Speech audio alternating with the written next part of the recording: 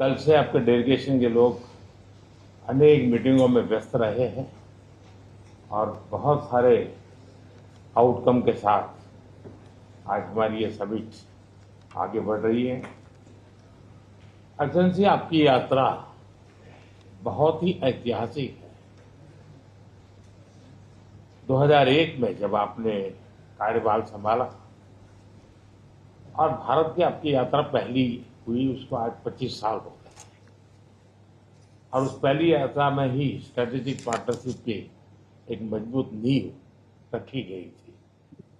मेरे लिए पर्सनली भी खुशी की बात है कि आपके साथ मेरे परिचय को और संबंधों को उसको भी 25 साल हो गए हैं। एक्सेलेंसी, मैं मानता हूं कि ये जो 2001 में आपने जो भूमिका अदा की, एक विजनरी लीडर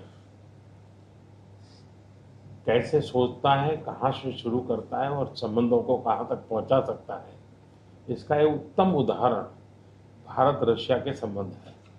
एक्सेलेंसी, यूक्रेन के संकट के बाद हमारी लगातार चर्चा होती रही है।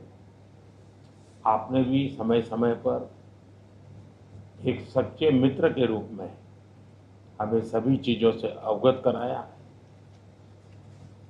मैं समझता हूं कि ये विश्वास बहुत बड़ी ताकत है और आपको मैंने अनेक बार इस विषय की चर्चा भी की है और विश्व समक्ष भी मैंने रखा है कि विश्व का कल्याण शांति के मार्ग पर ही है।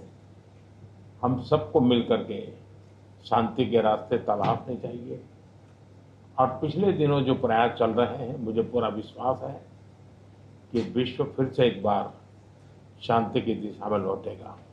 एक्सेलेंसी, पिछले दिनों विश्व समुदाय के सभी नेताओं से जब भी मेरी बात हुई और उन्होंने जब विस्तार से मेरे चर्चा की, मैंने हमेशा कहा है कि भारत न्यूट्रल नहीं है, भारत का पक्ष है और वो पक्ष शांति का है। हम शांति के हर प्रयासों का समर्थन करते हैं और हम शांति के हर प्रयासों के साथ कंधे से कंधा मिला करके खड़े हैं।